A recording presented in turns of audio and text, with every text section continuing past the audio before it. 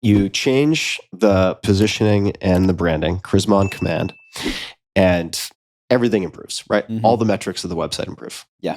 And in the meantime, though, you're still in the servants' quarters Yeah. in Brazil. I'm in the servants' quarters. Okay. I am, at this point, I contact the HR lady at my old company. I go, hey, we had a 401k, right? She's like, yeah. I was like, can you drain that for me?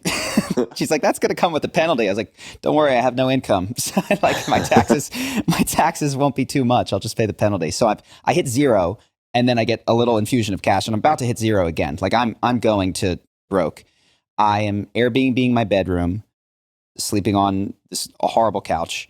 I am teaching SAT tutoring to Brazilian high schoolers. Like I'm still doing the mitigation strategies in order to make things work. And in your mind at that time, if you remember, like, what is your goal? I have it. Okay. I'm living it. This is the beautiful thing. As I was reflecting, it was really wonderful. Thank you for having me. It was such a cool opportunity to reflect on this. And I was like, I had it. It was it. That was it. I was broke and I was living it. And I got a tattoo right before this.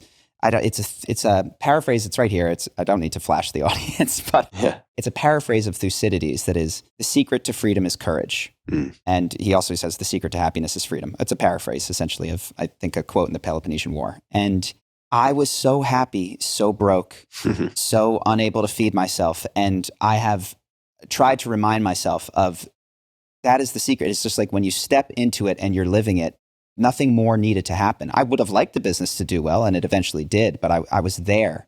Yeah. So at this time, I'm getting everything that I want in a degree, but also I'm running out of money and I'm planning airline points to get back home. What happens is we get this course. It's from Clay Collins, and it's about pre-selling an online course. Mm-hmm. And at the point, I've done so much coaching that I'm actually getting tired of saying the same types of things over and over again now. Now it's just happening via Skype at the time. At the same time, you got to workshop your material. Yes. And I started to dial it. So each stage is important. Like, so I'm dialing it in until I get bored of, okay, this is what works. This is what creates transformation. But now my role is just robotic at this point. It's not as dynamic as I'd like it to be. Sure. So given that I can do it once and be done, maybe I should just make an online course. Thank God for this pre-selling thing, though, because it runs you through this process. At this time, I've been posting on the blog. I think we have 5,000 people on the email list. And I follow this template, which is something like, hey, guys, I was about to go into a cave and make this online course. And I remembered that that's stupid because I'm making it for you. So before I sit down to record it, I just want to know, what is the biggest problem you're facing related to charisma? If you reply to me, I'm going to make the whole course, but I'm going to make a piece of it for free that I'm just going to give everyone who replies. So they come in, they give me all their answers. Step 2. You take all of those things, you bucket them and categorize them, and you put them into like radio buttons, ranking things in one of those Survey Monkeys, whatever you want. Say, hey guys, thank you so much for writing in. I think I have the top things. If you would just vote on which one you most want me to actually make the free piece on, that would help me to decide which piece to make for you. So then I get back, and the first thing, it was how to make an amazing first impression, how to feel unshakably confident, how to have a conversation that flows effortlessly, how to tell great stories, how to have body language that's magnetic, and how to be a good leader. And in that order is what they ranked them. You know, number 1, first impression. Number 2, confidence. So I get this. And they just gave me the outline of my course, in addition to all of the specific phrases, questions, things that need to be answered. So I say, hey guys, I'm making a course. It's going to cover these things. First impressions, how to be unshakably confident, effortless, all this stuff. It's going to sell for, eventually, I think I started it at 800. We lowered it to 600, but it's going to sell for $800. You can get it for $500. But here's the catch. 1, you're going to have to do a one-on-one call with me, right? Which is exactly what they want to do. 2, there's going to be group interaction throughout the whole time. And 3, I really want your feedback throughout the course so that I'm building it exactly to be what you want. And so we offer 25 seats like this, and holy, that's the most money. We make $12,500. We sell out. Like, people are stoked. And for us, it's, oh, wow, I was going to make this course. And what I learned now, each week I get on a call, I talk to several people one-on-one, and I develop the content that I then send to them, and they give their questions. And it's this iterative, interactive thing over 6 weeks. Mm-hmm. And they, with their questions, completely reshaped the course I thought I was going to make. I thought I was going to make a course about all these advanced tips and tricks. And of course, if you've done something for a while, you always overlook the beginning phases. You overlook the fear. You overlook all of those things. So we focus way more on getting through that. And the course, as a result, is tailored to where my average audience member is, right? The guys that I wanted to work with, that I'd started filtering by calling the company Charisma on Command.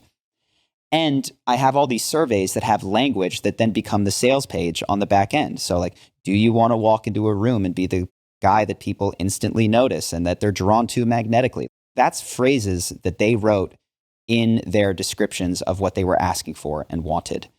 So on the back end of this, I have my outline. I have my course. I've gone through it. No refunds. Everybody's happy with it. But did we get a refund? I can't remember. We might have had one. Just want to make sure that I'm dialed in on telling the truth here. Yeah. Next to no refunds, if any refunds. Next to no refunds, essentially. Mm-hmm.